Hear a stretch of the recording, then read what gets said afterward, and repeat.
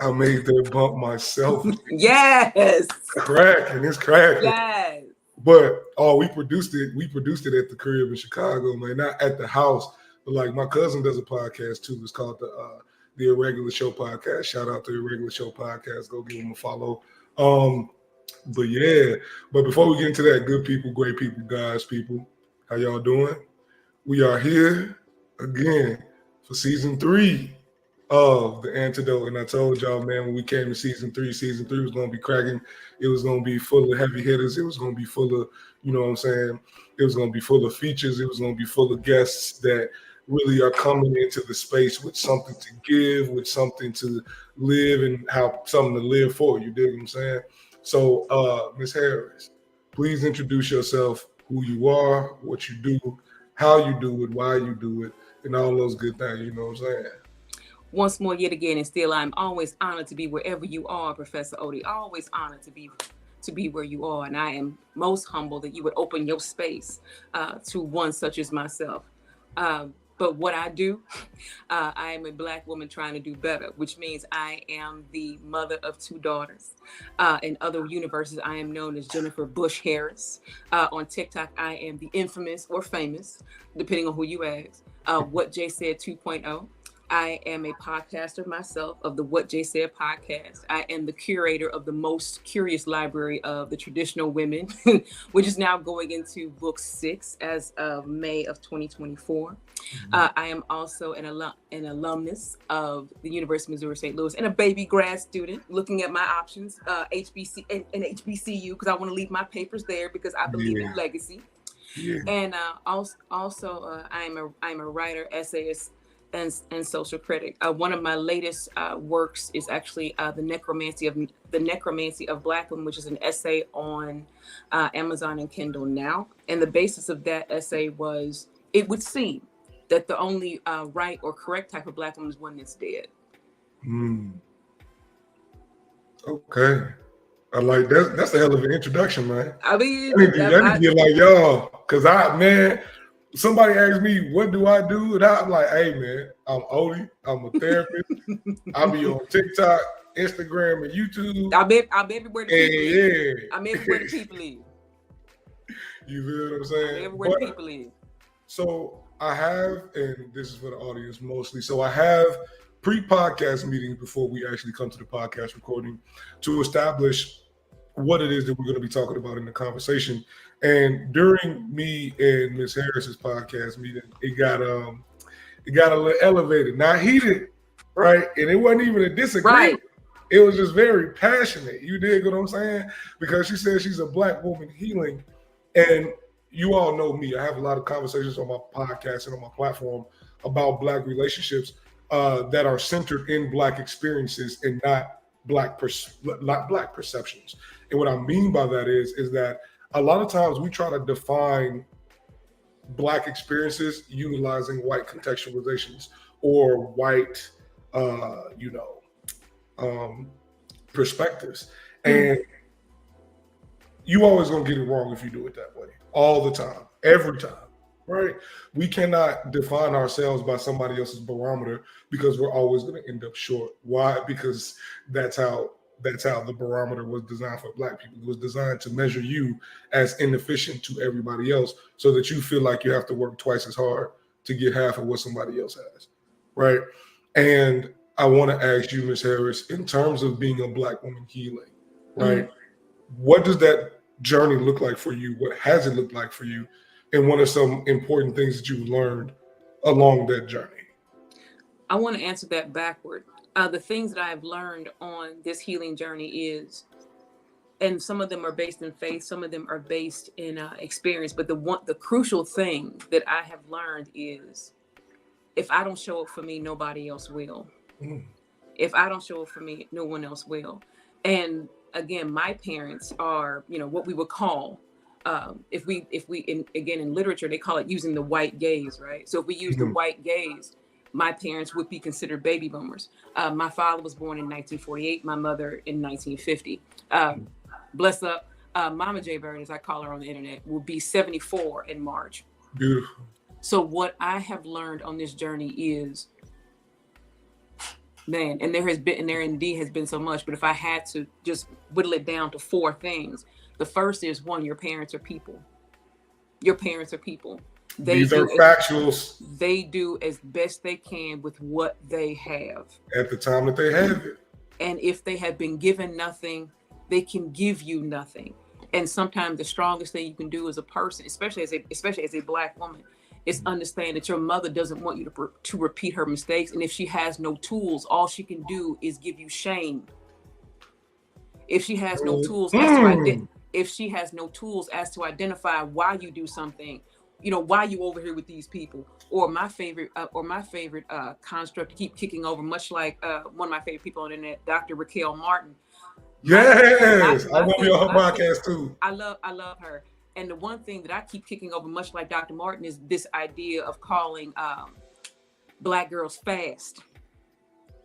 And I've had to learn, again, that's one thing, that your parents are people too. As you age, you will understand that if they can't give you tools, they will give you shame. And that shame is powered by fear, because they don't want white folks getting on you. Mm-hmm. Whatever that means. And then number 3, you have to claim who you are outside of what people think. And sometimes again, I'm just going to speak from the Black woman experience. For this reason, and I tell my daughters this and all my girlfriends this, there is a reason why you as a Black woman have to heal. Because there's all this talk now and all this cliches. I'm a curse breaker. I'm a generational curse breaker. Do you understand the level that you're going to have to be at? That elevation you're going to have to take your own mental to, your own healing to, examining your own familial history with no gloss. But for all my accent, these is the people I'm descended from. These people, again, just from my own experience, these people who are sharecroppers, farmers, some of them, criminals, pool hustlers, and also college graduates. These people had to find the mud to make some. These people had to find the dirt and the water to make mud to get something out of. This is all I have. This is all I have, and this is all I have to create life with. Now, I was blessed that I had parents that emphasized education. I was reading by 4. I had parents that were adamant and involved in my education, because they came out of that burgeoning group that were desegregating schools. My father was 6 after Brown versus Board of Education. My mother was 4. Again, people love to get amnesia and think that history is so far.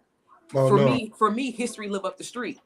Exactly. My mom was born in 1963, so she was born before legal segregation was made illegal. Right. And just before voting rights was we wish they would push further with that and quit playing in our face with that. But the thing that is crucial for me to understand is that if I gave into that, pinning that, Nika Giovanni says that rage is to writers what water is to fish. We always mad about something. But I had to understand that if I wanted to heal and give my daughters better, to give them tools that I didn't have, that means that sometimes I have to, again, look, these are the Negroes I'm descended from. These is my people. These people, good, bad, and different. These are my family, and take what is useful, and forgive the rest. Not throw it away, but forgive the rest, because they didn't. Because if I like bringing my father into this space. According to my aunt, my grandfather had maybe like a 2nd, 3rd grade education. Maybe my grandmother had an 8th grade education. They in the Jim Crow South, and they moved to Illinois. So what we found out is my grandmother was very gifted in math. So is my sister, and so are my children. You had this gifted Black boy in 1950s America, and all he had was people telling him what he couldn't do.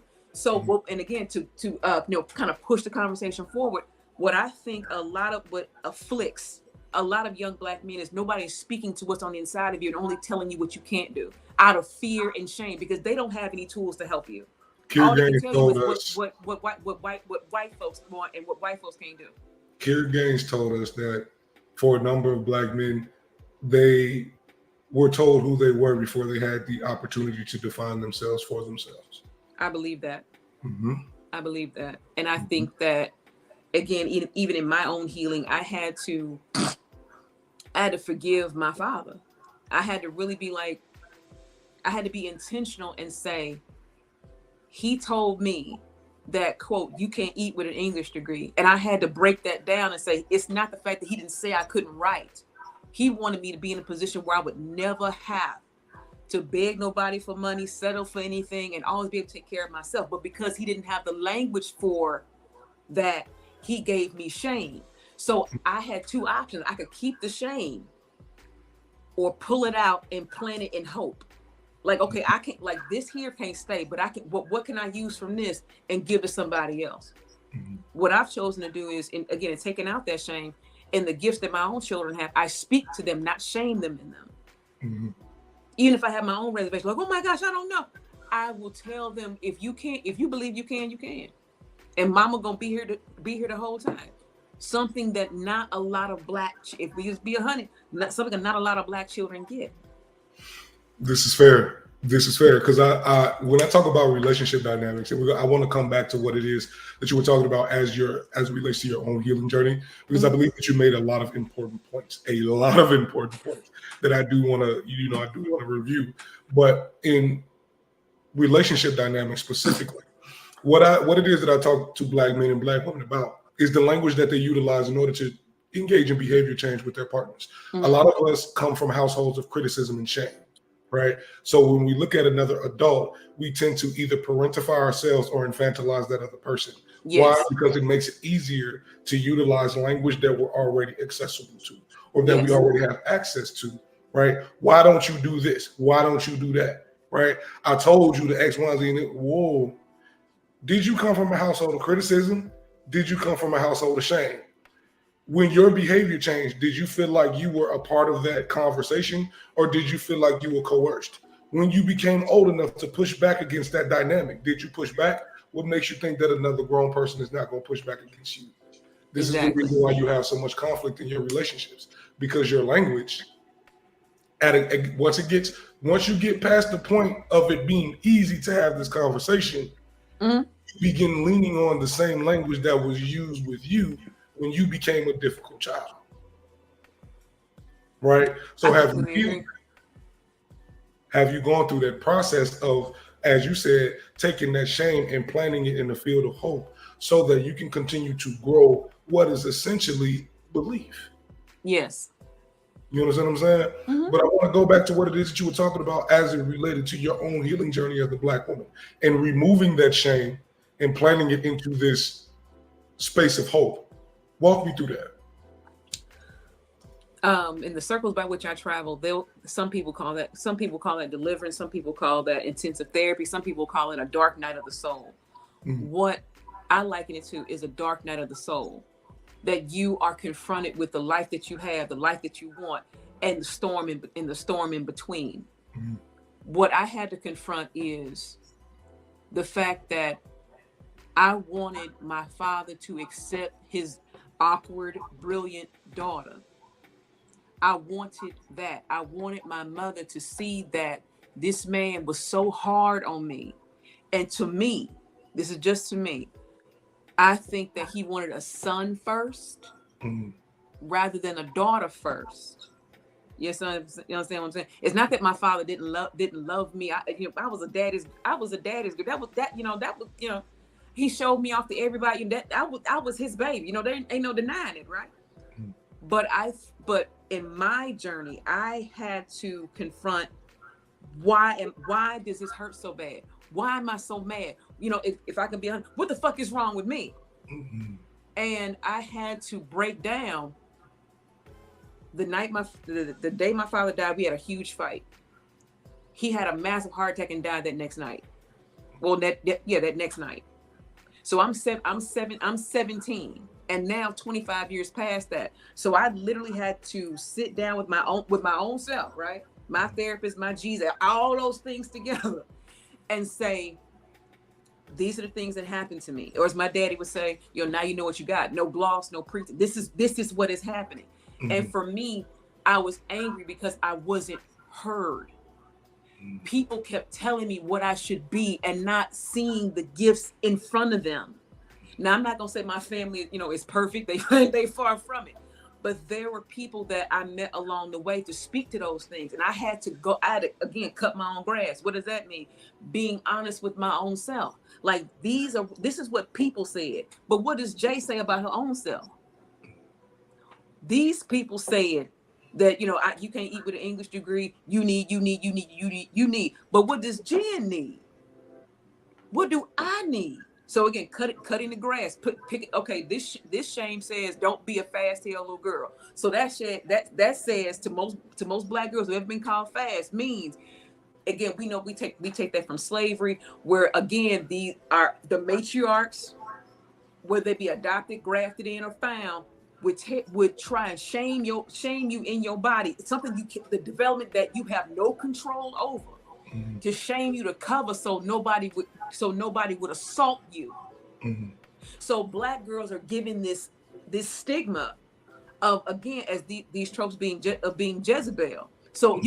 you have to police that. So I had to break that up. Like, no, I'm worthy of being loved properly, not struggle love is bullshit. I'm not doing this, and had to free myself from that. So every time I found a seed of, let's just put like this. Every time I found a clump of weeds that was shame, I had to be bold enough to say, okay, what is this? And dig that up. And the digging and how you dig shame up is being honest with yourself. And sometimes you need therapists. Sometimes people do therapy and Jesus. Do whatever it is you need to do. But the shame can't stay there, because the younger generation is forever hollering, right, at the older millennials like ourselves, the boomers, sound generation, about what they didn't do because somebody didn't do the work. But everybody want to be a curse breaker. Everybody want to do all this. But it takes strength to do that. That what helped me was there were people in my life to say, you know what, Jay, you better than this. The decisions you making, the people you running with, you are better than this. So I had to go back and what did these people say, and what the people who love me say, and am I? You can make this viral. Am I bold enough? Am I strong enough to love my own self? Am I strong enough to love my own self? And a lot of black folk have to be confronted with that. Am I strong enough to love my own self outside of how many women you made holler? I mean, how many other men that you was being grown with? Are you both? How many other degrees? How much money you make? How many cars outside? Are you bold enough or strong enough to love yourself as you are?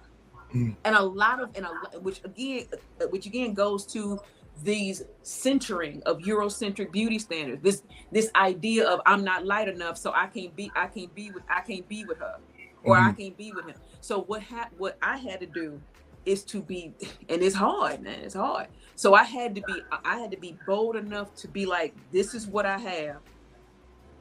This is what I want, and in order to get to what I want, I have to be bold enough to say, some of this can't go. So these ideas, what other people want from me, I can't have it. I got to repeat. So what does Jay want for herself? I want to be able to be, financially independent. I want to be able to, love my partner effectively and not treat him like a child. I have to be able to communicate my needs. And when those needs aren't being met, communicate them, work on solutions, or if that does not work, be bold enough to say this is not working for me, rather than suffer in silence. Because a lot now, here we go, here I go being troublemaking. From what I have seen, there are black men who stay in situations because they don't want to be alone. I'm glad you said black men and not black women. They don't want to be alone. Oh, because they don't want to be alone. It's easy, and there are many a black man that comfort himself not through self-work, but with sex. Yeah. So she right there, we may have fought, but I can hit it later, and whatever's on my mind is gonna be gone in like 30 minutes. There we go. And then for women, we stay in situations because here we go with shame, right? That you were already sleeping with this man, your family already talking bad about him in certain cases.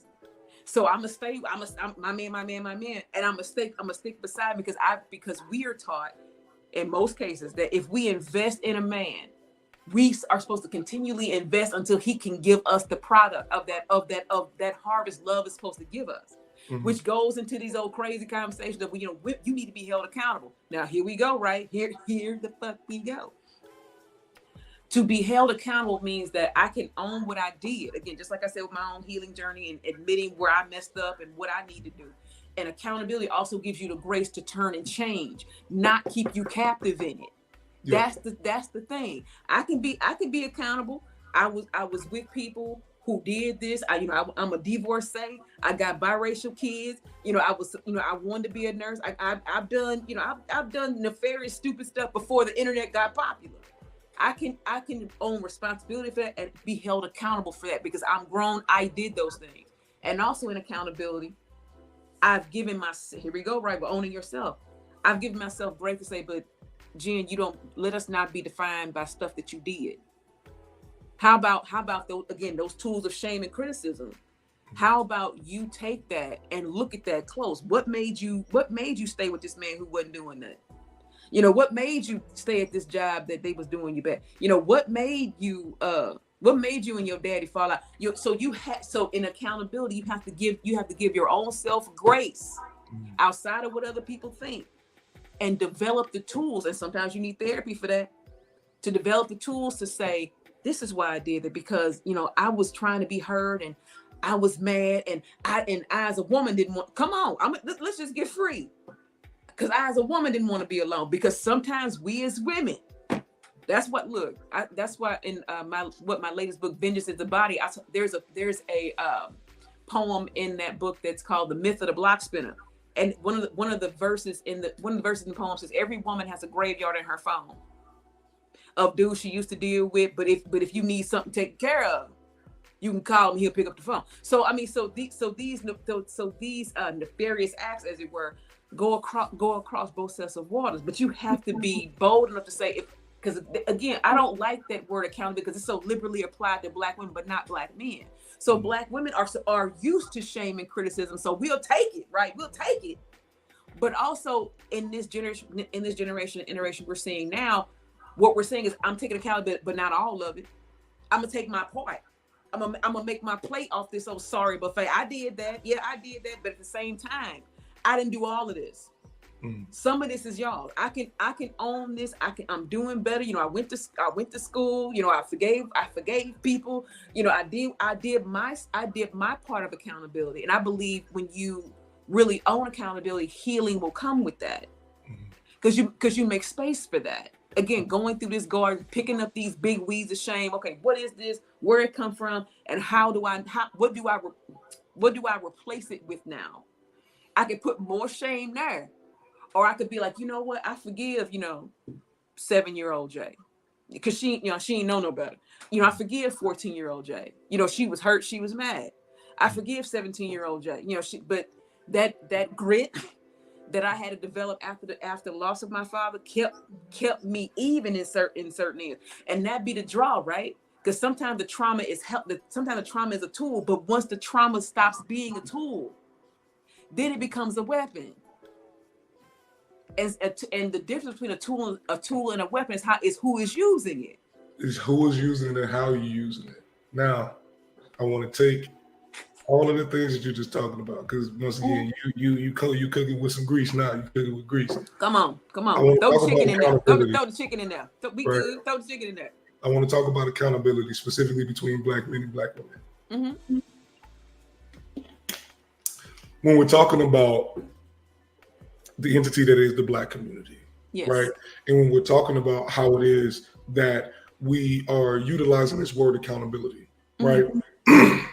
I feel like within both Black men and Black women, when we talk about communication, when we talk about, once again, am I brave enough to verbalize my needs? Am I brave enough to say this is not for me?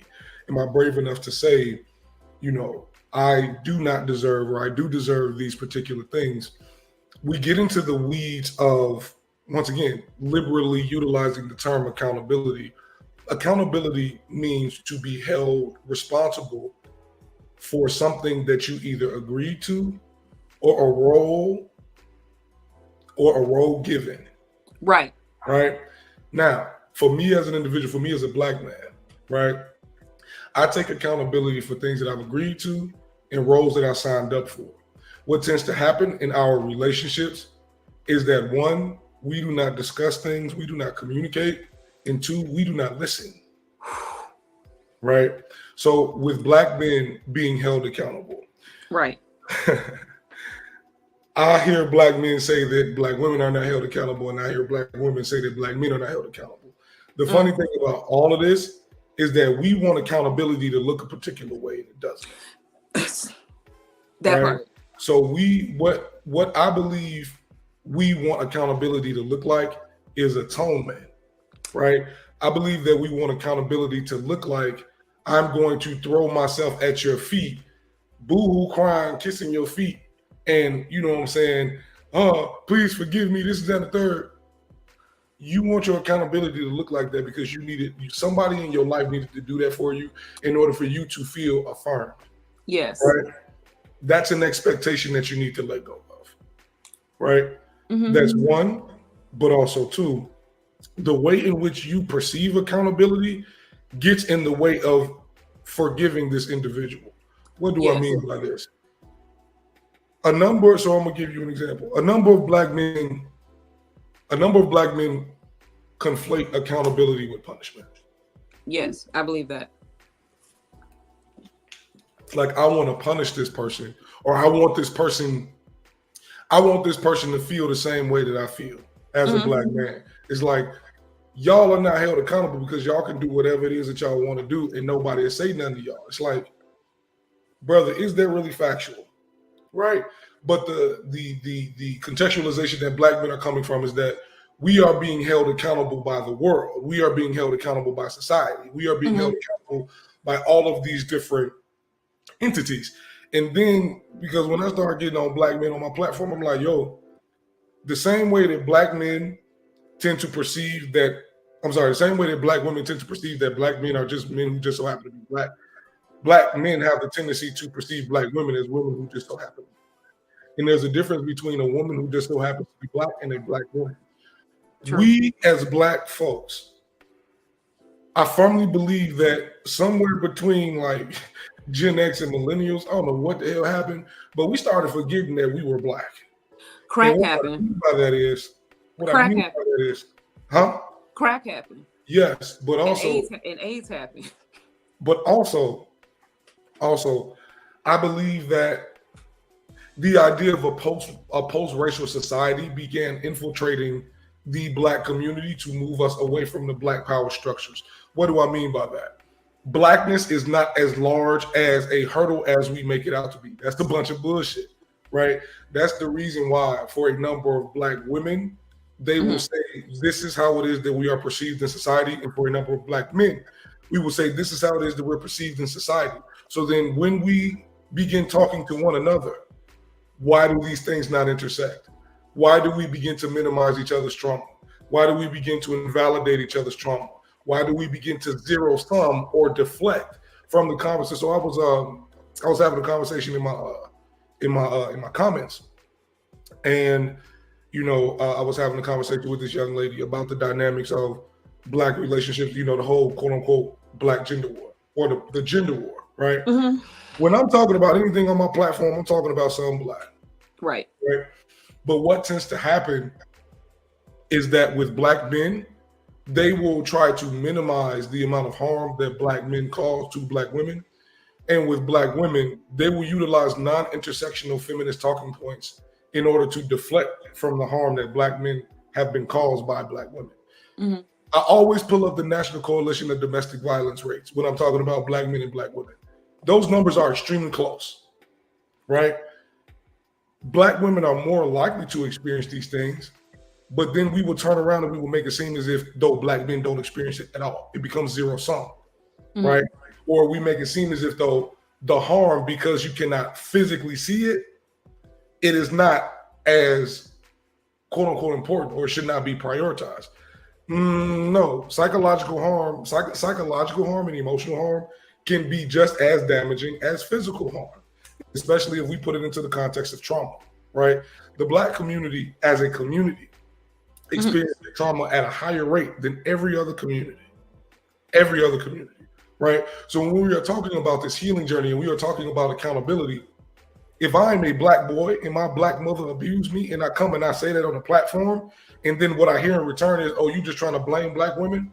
The word blame means to, once again, blame and accountability are very similar. They're not the same. Right. The difference is that blame is something that I hold you to account for based upon a transgression or a fault done. Accountability is something that you have agreed to or a role that you have either been contextualized as or signed up for that I am asking, is this not what you were supposed to do? Blame is I'm holding you accountable or responsible for a transgression or a pain caused. This is what you did. Right. There's a difference between the two. Both of those things need to be present in order for people to heal. But what is usually happening, just like you said, we are not listening. Why? Because we want to be heard. And once again, we are coming to this place of zero sum where it's like, if somebody else is talking, that means that I have less space to talk, right? If somebody else is saying something about their trauma, that means that my trauma does not exist. Or I perceive that it invalidates my trauma. Why? Because the way that we have this conversation is not in the space of healing. It's in the space of proving somebody wrong. Right. Right? I firmly believe that the reason why that conversation exists that way is because, one, just like you said, we come from spaces of shame and guilt. If you don't have the tools, or if you don't have the resources, or if you don't have the language to have this conversation, or if you are not in the space in your journey where you even want to read those books, you even want to go to that altar, you are consistently going to utilize language that places you as the victim and the other person as the perpetrator, right? Bell Hooks said, being in a space of eternal victimhood does not give you the ability, neither the grace, to see yourself as anything other than a victim, right? Mm-hmm. Being unable to see yourself as anything other than a victim removes you from the ability to access the love that is required for you to heal. Yes. Why? Because you perceive that in that victim contextualization, you believe that anybody that's reaching their hand out to you is seeking to hit you, right? Mm-hmm. This is what is happening with a number of black men and a number of black women, but I want to focus specifically on the black men, right? Because with us as black men, the one thing that irritates me the most, what we say, I can't stand when we say this shit, nobody cares about what we feel. Oh my gosh. Don't nobody care about what we feel. That's not true. I don't believe that. What I believe is that people do not have the tools to deal with what we feel. Right? Mm-hmm. I say, okay. All right. We believe that nobody cares about what it is that we feel. Are we telling them? Not screaming, not hollering, not forcing them to deal with us as we are. Are we telling them? Are we informing them? Are we telling our own stories in a way where we have to be vulnerable, truthful, and honest? And the reality of the situation is we are not. The reason being is because we are too concerned with, one, the performance of masculinity, but also two, being harmed in that vulnerability. Right? So, me and Kizzle, my man's Kizzle, shout out Kizzle from Express Yourself Black Man, we were having a conversation on his podcast, and we were like, black men have two cards, a masculinity card and a black card. And I stopped him and I said, you know what color that masculinity card is? He said, yeah, it's white. Of course it is. Right? Ooh. Because the way that you contextualize your masculinity is based upon traditional masculine ideologies that come from 19th century European ideologies and values. The masculinity that you practice comes down from you observing how it is that another man has told you how to be a man. Come on. And not you expressing and exploring your own masculinity. But once again, are you strong enough, black man, to carry your own weight? Right? And I'm not talking about in relationship. No. Are you strong enough to carry your own weight? Do you understand that you being the fullest black man that you can be is discouraged because when you have done it in the past, you have been killed. You have been murdered. You have been drugged out of your bed in the middle of the night and made an example of. How did that impact your psyche? Come on. Right? How did that impact your want to even behave or engage in this way? So what do? We turn inward. We can't control the outside world, so we got to control the inside world. I'm going to control these bitches. I'm going to control this money. Brother, Come on. That is a healing journey that requires you to understand the depth of where it is that this pain comes from, that this trauma comes from. Because your father, your grandfathers, your uncles, all of the people in your family who exist within this space of white supremacy exist in a suppressed and oppressed state. How did that impact their perception of their own masculinity? And how did that show up in their behaviors? Right? Because they'll say, oh, we just need to be, we don't need therapists. We need to just be strong like our ancestors were. Your ancestors were strong because they had to be. That's it. That's one. Two, your ancestors did not have the access. But three, I need, just like you said, we looking at this with no gloss. How many of your fathers drank? How many of your fathers drugged? How many of your fathers was running these streets? They Let me cut these onions up for this dressing. Come on, Odie. Come on. Odie. They wasn't running these streets because they was men. They wasn't drinking and drugging because they was men. They was doing it because they was hurt. They were doing it because this is the only way that they could find value. They were doing it because if I could take care of multiple families, that means that I am a man of response. I am a man worth my salt. Now we can sit here and argue polyamory, polygamy. We can do all of these things and that's fine, right? But once again, when I say our, I mean Black folk, in African traditional masculinity, that is agreed upon. With Black men, it is usually found out about. Dang. Right? So let's keep it $150. Are you strong enough and are you brave enough to carry your own weight and walk that path? Right? So I want to pivot the conversation into the second portion of what it is that we wanted to speak about today, and that's listening as a life skill. Yes. Right? I think this is the perfect way to segue into this conversation because I firmly believe that Black men and Black women don't listen to each other. We don't. I can completely concede to that. And again, me growing, and I liken it to this particular incident. I grew up in North St. Louis, right? If you know, you know. And I went to public school. And I remember being 5 and how the playgrounds were. When you left the cafeteria, you had to go through the boys' yard to get to the girls' yard. So all these boys, now again, we 5, so we don't know. But looking back at 42, I'm like, somebody should have broke this up. So what we had to do was we had to run from the boys' yard to the girls because all these boys trying to either hit you, fight you, touch you. So we 5. So you were taught, and I was taught in that particular thing, vulnerability. Crying, asking, all that.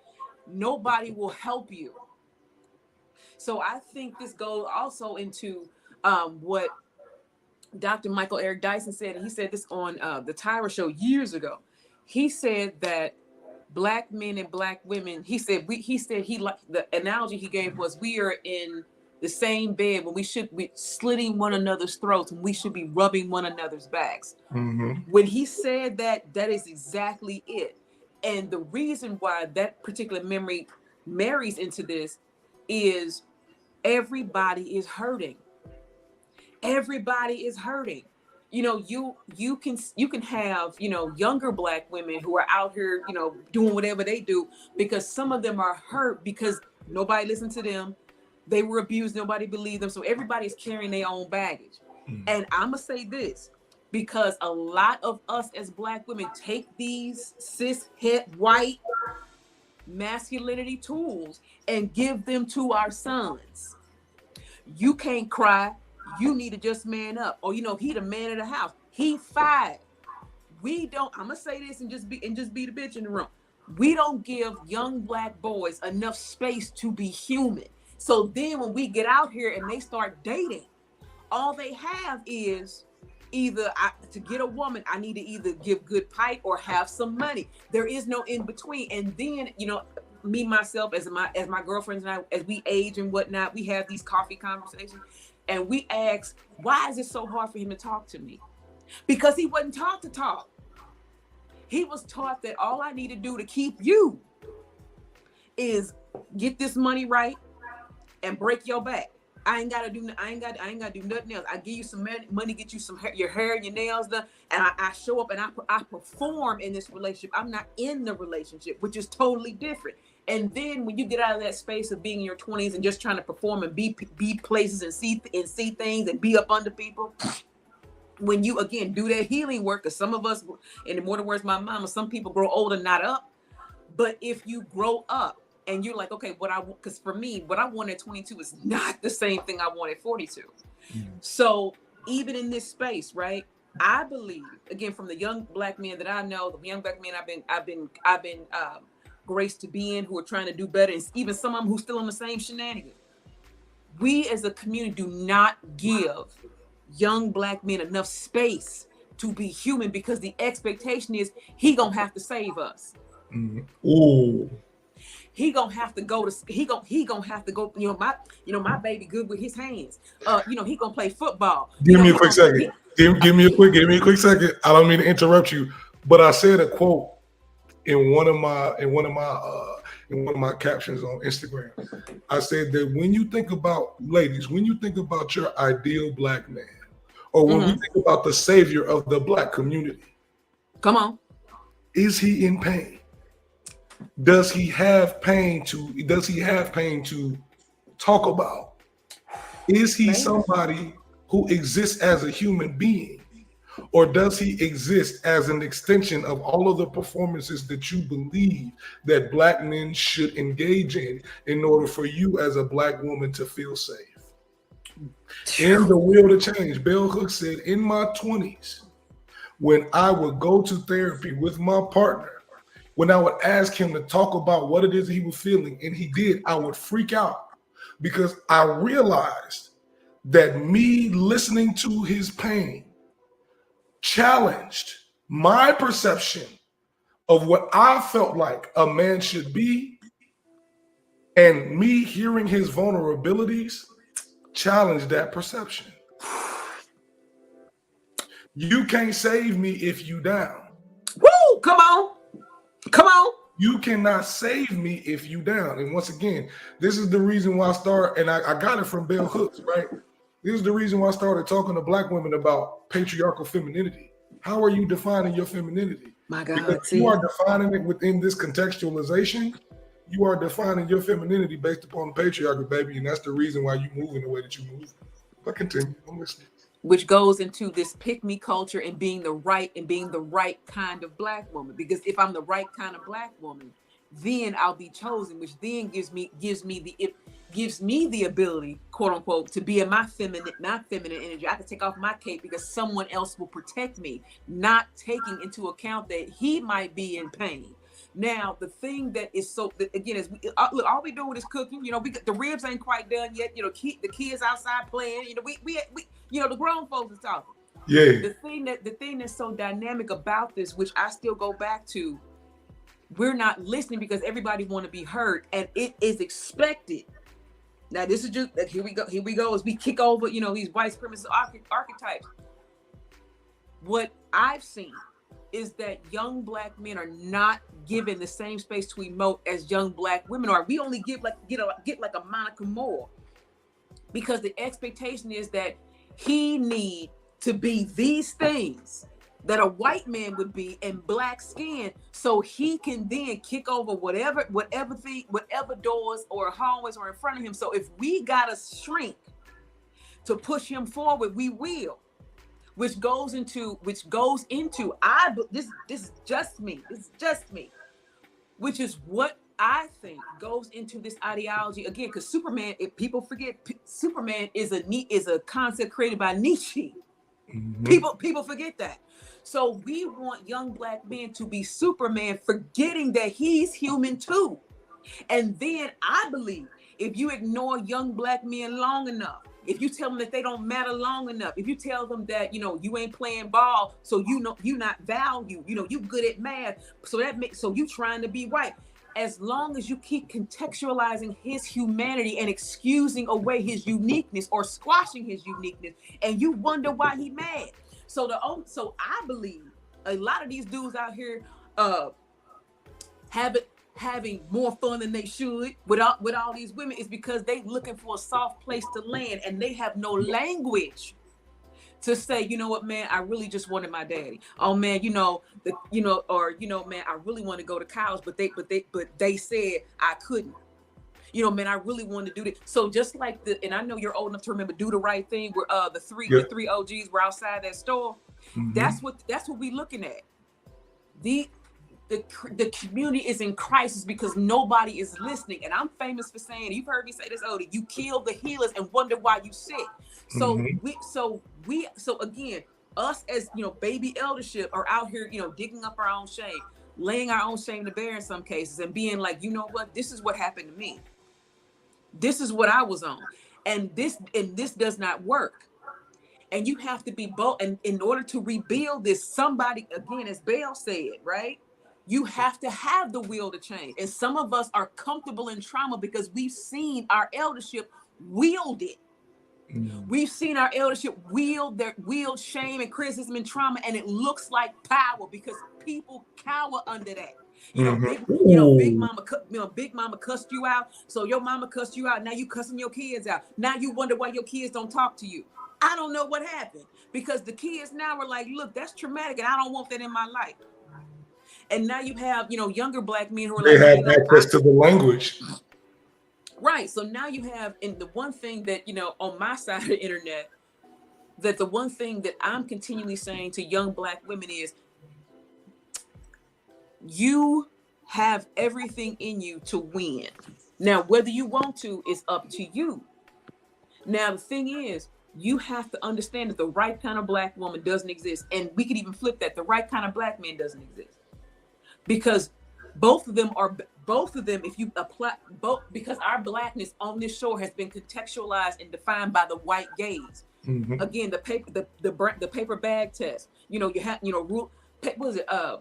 Ruler, no lighter, no darker than a paper bag, and your hair had to be ruler straight.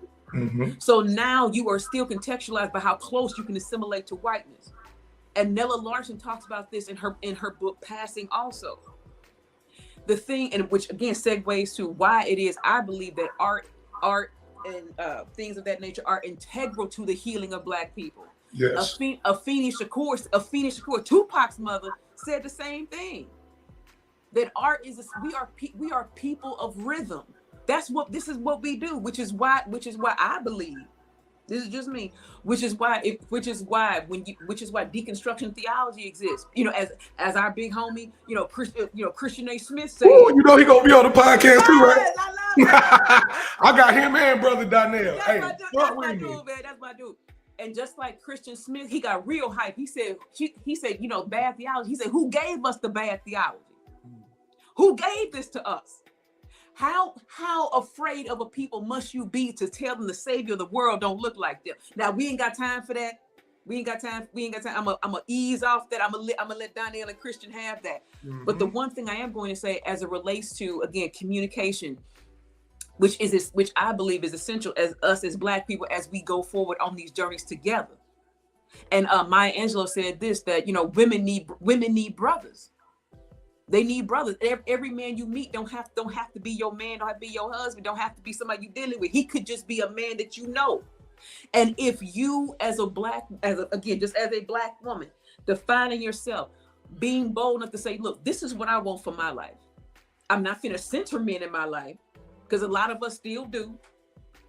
But if I desire to do better in my life, I must concentrate on my own healing and understand that I don't walk through this life by myself. Just like with this, to me, this quasi argument of divesting from Black men. Half of me came from a Black man. From my phenotype and biologically, I cannot divest from Black men. I can only produce Black children. I can only produce Black children.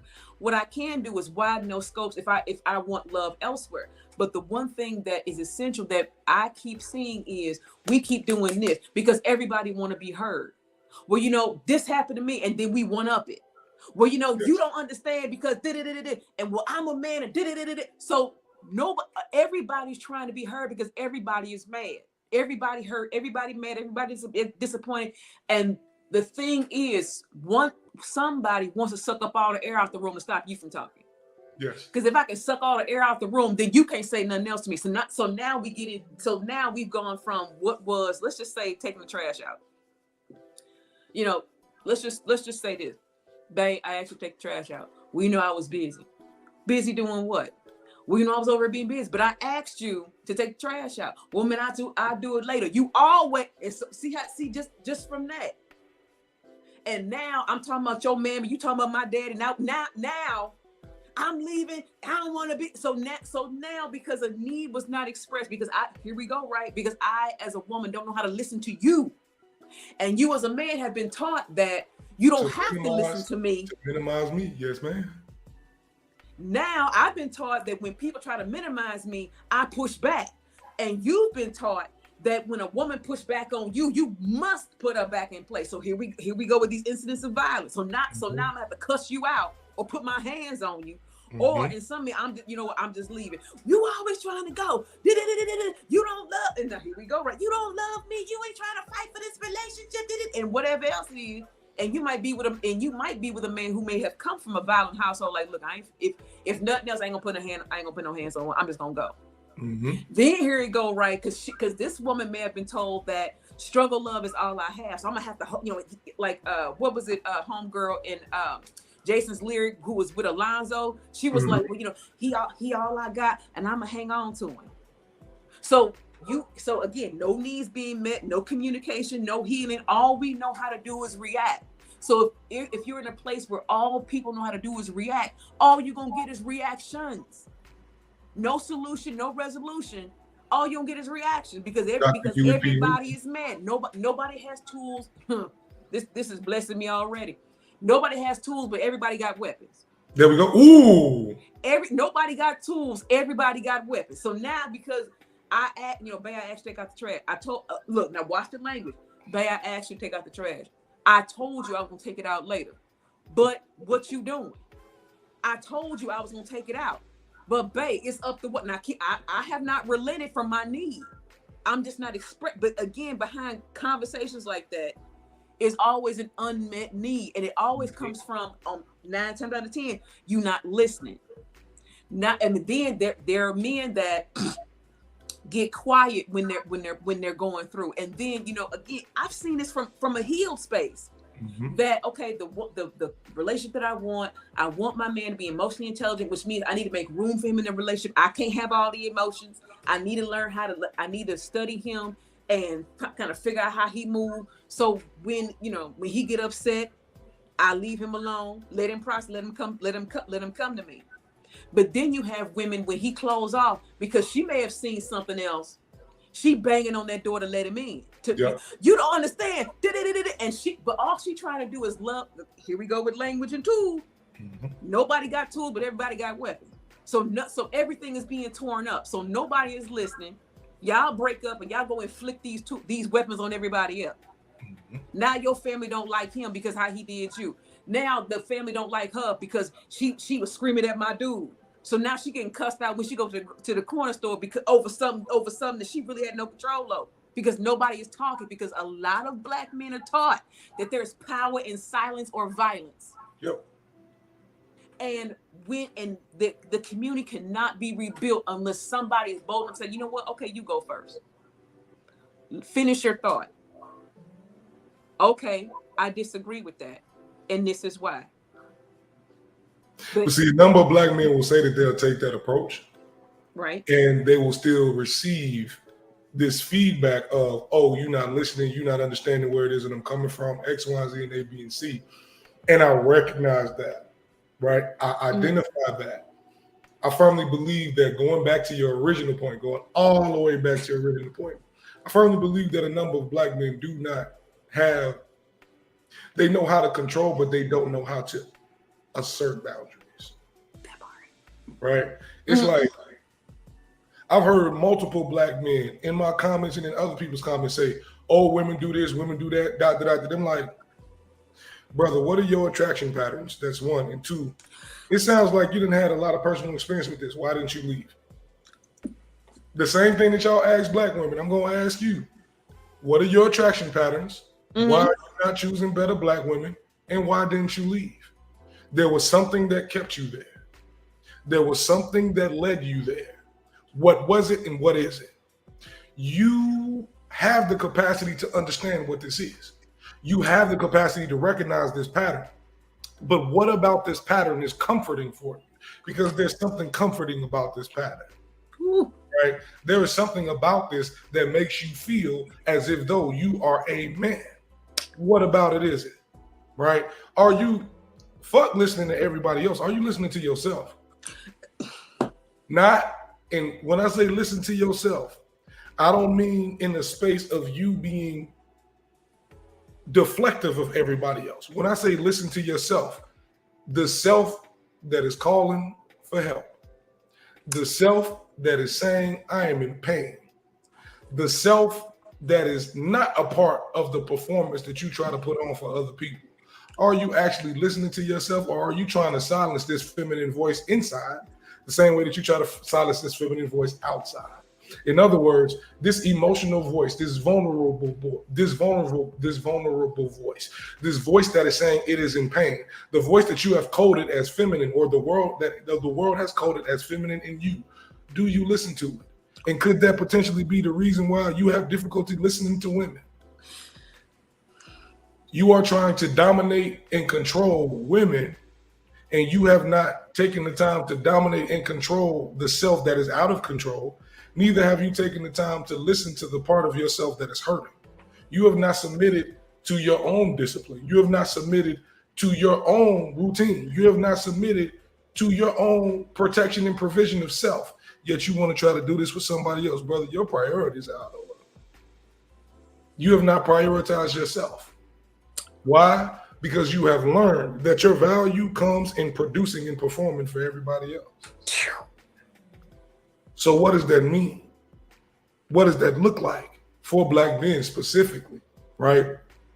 It looks like understanding that each time you move through a particular relationship, or each time you've had this particular trauma, or each time that you've experienced something that you know within your heart and your soul you were not supposed to experience, brother, you do not have the language, or you do not have the idea of what it looks like to occupy space unless you give yourself the permission to take up that space. And when I say take up that space, not take up that role, not take up that mantle, not continue to the performance, take up that space. And when I say that space, I mean that space of emotional vulnerability. I mean that space of being able to say to somebody, yo, you hurt me, you harm me. And if they say to you, man up, hey, you know what? You're right. I'm finna dip. Because the reality of the situation is a number of Black men will stay with emotionally and mentally abusive Black women because they reinforce the perception of masculinity that they have been taught is appropriate. Black men deserve to be soft too. Black men deserve to be gentle too, right? Oh, I want her to be feminine, fit, and friendly. You're asking for somebody to be soft. You're asking for somebody to be gentle with you. Why? Because nobody else has. And the reason why you feel like, once again, oh, you got this woman's intuition. Why can't you tell when your man is upset? The only reason why you are looking for that quality in a woman is because nobody told you that as a man, you have the justification to feel that way. I need you to be gentle with me. You coming off a little too strong. Right? I need you to be gentle with me because the way that you're talking to me is harmful. I don't like the way that you're talking to me. And it's not tone policing, it's the content, right? Because a number of Black women will say, oh, you're trying to police my tone. No, I'm reviewing the content and the syntax within which you are utilizing this conversation. And I recognize that you are weaponizing particular things against me that I do not appreciate. You need to stop. Because if you don't stop, this will stop. Bottom line. But no, I get the crack buns at the end of this, so I might as well stay. That's the price of good pussy, right? Woo! Woo! They don't like that kind of preaching, no. They don't Absolutely like that kind of preaching, Professor. They don't like that kind of preaching. Woo! It is what it is, right? But I want to go into this. So they don't like that kind of preaching, though. I want to go into this. I want to go into this final part of this podcast, right? So we're talking about why art is important, Yes. right? So in Straight Outta Compton, they were talking about the scene where they were at the press conference, and they were talking about art imitating life, right? Mm.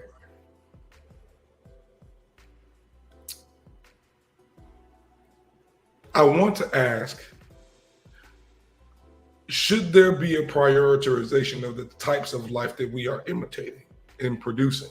Because as a Black person, sincerely, I firmly believe that there is too much emphasis on the trauma and not enough emphasis on the healing or how we heal from these traumas. Right. Right. So what are your thoughts about that? I think that I agree with you. There is too much emphasis on the pain, and at the same time, this is just me. I believe that especially hip hop, rap now is basically corner store sociology, where these lyrics depict somebody's actual life in language that is relatable to other people. Mm-hmm. So this genre of music has given young Black men sociological imagination. It is a modern day dual consciousness that W.E.B. Du Bois talked about. Mm-hmm. So I think that while some of these stories, some of these people's lives are incredibly dramatic and violent, I also believe that we need to also write in hope. Mm-hmm. We also need to write in hope. You know, Nas said on what was it? Nas is like, matter of fact, the album Nas is like, no, the track Nas is like, he said, I'm a thug poet. So he understand, you know, his dad was a jazz musician. So we understand that even in him participating in this culture, again, using, you know, for right now, sociological terms, for him participating in this culture, being an aggregate in this culture, he still had the wherewithal to extrapolate what he needed to tell other people what's going on. Mm-hmm. And then and if you have ever listened to his catalog, it's not necessarily terribly violent, but there's violent imagery in it. Mm-hmm.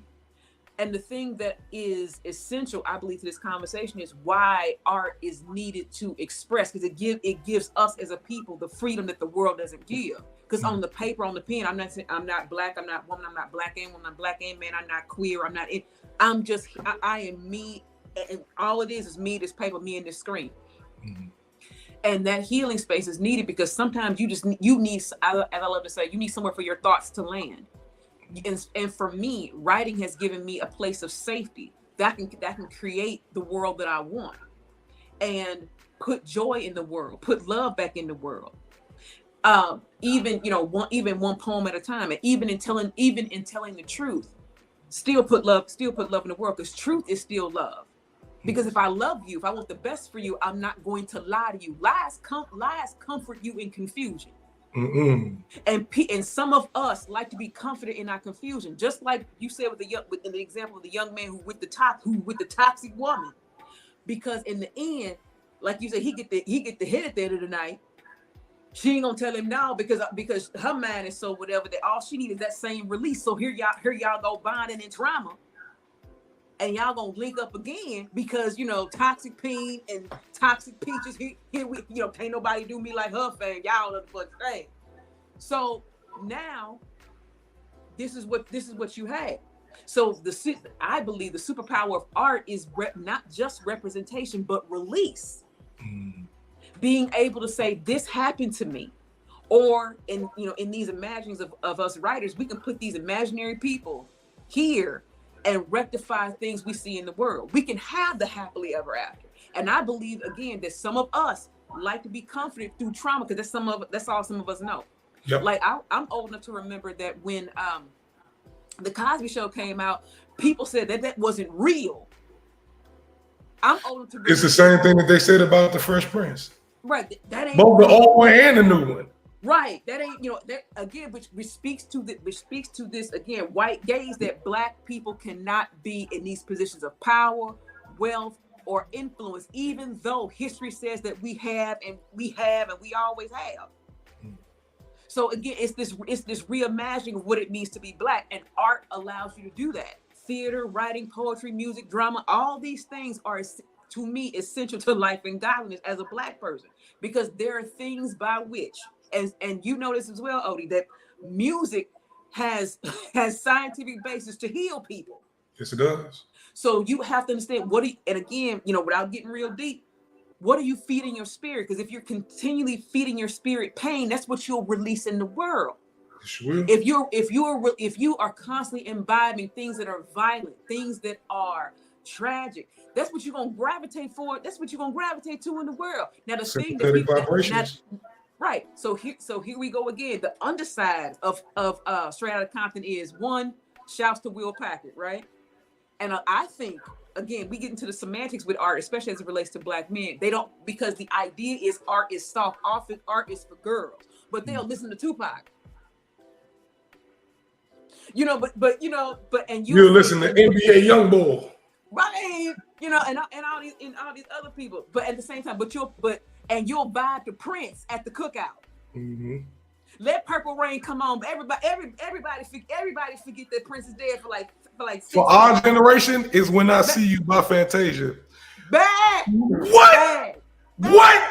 Bad. Hood niggas, ballers, women, men, he, she, they, them, everybody. God damn it! If you Black, that song come on. What?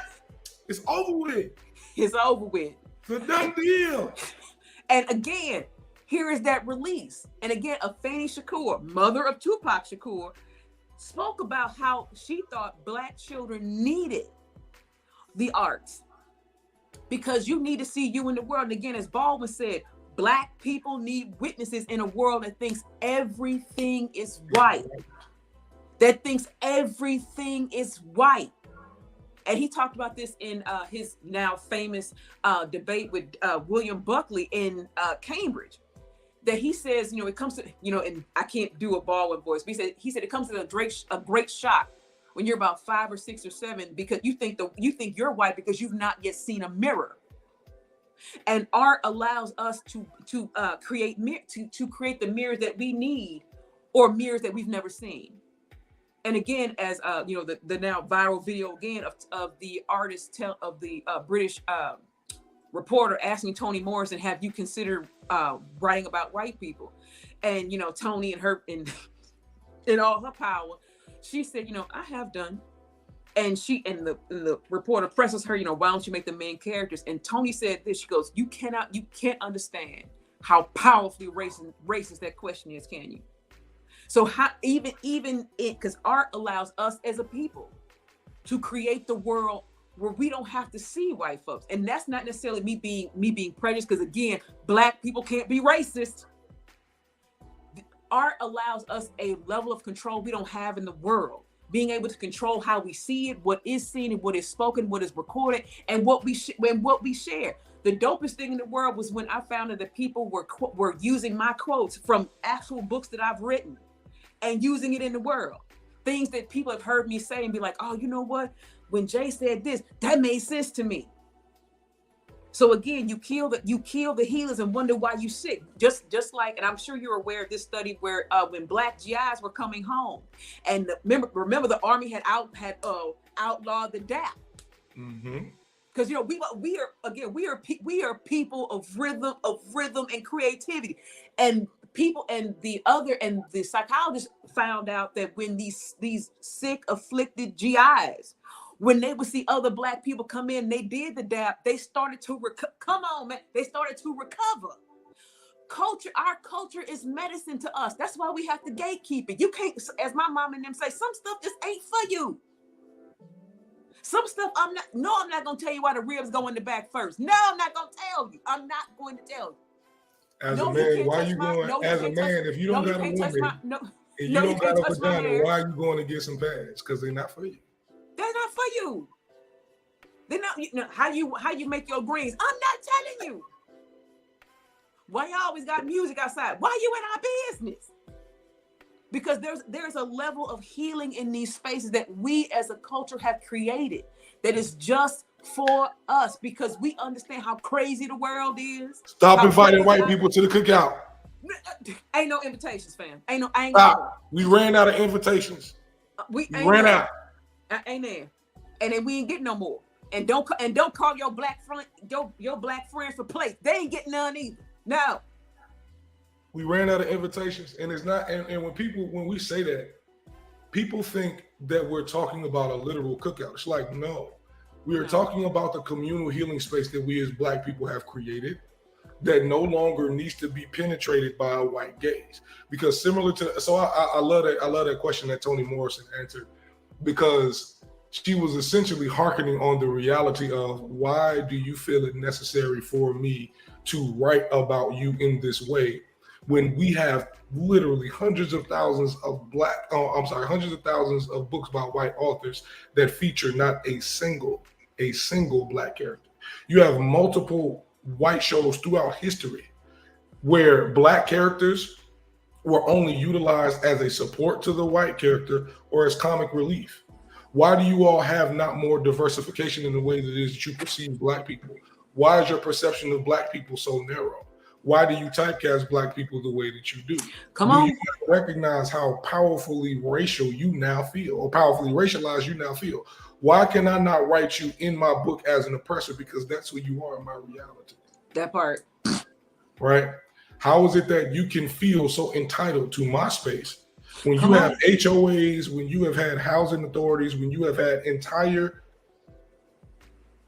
groups protect yours? Why am I not offered the same thing? Because you were taught that when a group of Negroes are together, it means that there's going to be a revolution or an insurrection. You are afraid.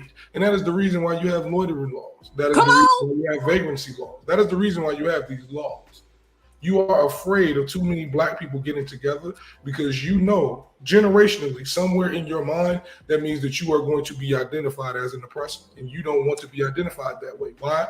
Because in your books, you are identified as a universal savior. You might have a white antagonist, but you also have a white protagonist.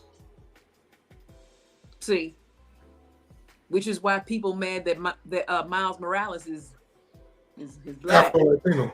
I mean, I'm personally waiting on I'm waiting on the Miles Morales live action movie. Miss me with anything until y'all give us Miles. Give us Miles. The Little Mermaid, she a Black nigga. And she was also green in the Hans Christian Andersen book. Shut up. Right? Do y'all think it's only one color of mermaid? And man, look. This is why, right? This is why I get on the super spiritual Black folks about, well, I wouldn't let my kids read Harry Potter. I said, but y'all take these old crazy quizzes that liken you to what Greek goddess are you? As if the Greeks didn't steal everything from the North Africans. But I'm not trying to get into too much trouble. But the thing that again, even going back to artist representation, even when looking at Black is King, the visual album that Beyonce did, how many? I can't believe she did. Understand that we were Black before white folks came over and discovered us. We were already Black and doing what we needed to do. We were already over there. Your Blackness is not defined by by whiteness's discovery of you. I'm gonna say it again. Your Blackness is not defined by whiteness's discovery of you, which is why you cannot. Blackness is a caricature, always. That part. So again, as long as you keep centering white people in your art will not be genuine. And for us as a people, art has always been a release. Look at Louis Armstrong. White folks love Louis Armstrong, but there was never a time that Louis didn't know he was Black. To the point that when everything broke out, Louis said, "Don't even bury me down there." Louis buried in New York. The chief terminal in New Orleans is the Louis Armstrong International Airport. Louis say, these people down here so great, don't bury me down here. To the point that W.E. Du Bois, I don't think W.E. Du Bois is buried in the States. I don't think that he is. But art has always been a place for us to relate, to release, to commune. That has always been us. And it goes back to understand, even if we can agree, disagree if you want to follow Christ. That's fine. The one thing that you must understand is that your Blackness is not defined by the white gaze. You are never going to be good enough for white people. Never. but you must be good enough for yourself, which goes back to this healing, which goes back to being, what is it that I want? How do I see my own self? How do I want to show up and how do I want to show up in the world? Am I going to continually lean on whiteness to tell me who I am? Or am I going to depend on other people that surround me to tell me who I am? Or am I going to define it for myself? Because we already know all skin folk ain't kin folk. We know that. Because I already know off rip, Tim Scott can't never come to nothing I have. Never. So we have to also understand that even those people, and I love that now we have the language of the sunken place thanks to Jordan Peele. It's certain Black folk who push away, who push who they are inherently away because it doesn't service white people. They see that whiteness is a vehicle by which services power and will always be in proximity to power. So my proximity to power will always supersede and even supplant my need to be around my own people, to the point that I forget that I'm Black until somebody tell me that I am. Like you saw Tim Scott all aflutter because the Capitol Police asked him, where are you going? You know what I'm saying? Which even to art, even going back to entertainment for a minute, we know that Jackie Robinson and Larry Doby were the first two Black players to integrate baseball. But we also know that the Negro Leagues existed before that time of integration. We know that, and we know that some of the most prolific players were Josh Gibson, Jackie Robinson, and Satchel Paige. That's just off rip. So again, our excellence, our existence has never been completely defined by white people, but whiteness has been a vehicle by which we've attained power. Even Dr. King said, "I fear that I've integrated my people into a burning house." But the thing, and the largest stumbling block to true freedom and justice is the what? The white moderate. The white moderate. Who said you're going too fast? And then I love what Dr. King says in his sermon, "The Myth of Time," that if we just leave this alone, if we don't push too fast, just let it keep going. But then here goes the power of art. When it's done well, it has a prophetic aspect to it, and anything that has prophecy attached to it has vision. So your writing can see further than your natural eye might, which is why it needs to be in the world. Which is why in this time we're in now of technology and everybody streaming, everybody got apps. Understand that even places like this are needed and necessary because there needs to be medicine in the world. Before colonization, we know that we as a people would we would talk, we would think, we would create. There is nothing in this Black experience that is defined by white people. But again, when we stop centering us and start centering white people, then now the milk is sour. Something is off. Something ain't right. And now we looking around like, hey, did you do this? Did you do this? I know I brought this. Again, who made the potato salad? Mm-hmm. Whose is this? Because we have to understand that if I am a Black person cultivating my own safety, my own resource, my own community, or redefining that, making family for yourself, you got to know who in here. Now, I was taught as a girl, if you can't cook, don't be in the kitchen. If you don't know what you're doing, you can't be in here with us. There we go. You can just watch or go outside. Now, here go the thing with art. We can all cook. Everybody is needed. But what are you cooking? There we go. What you bringing? What you bringing? Because watch this. Because everybody eventually is going to need to eat.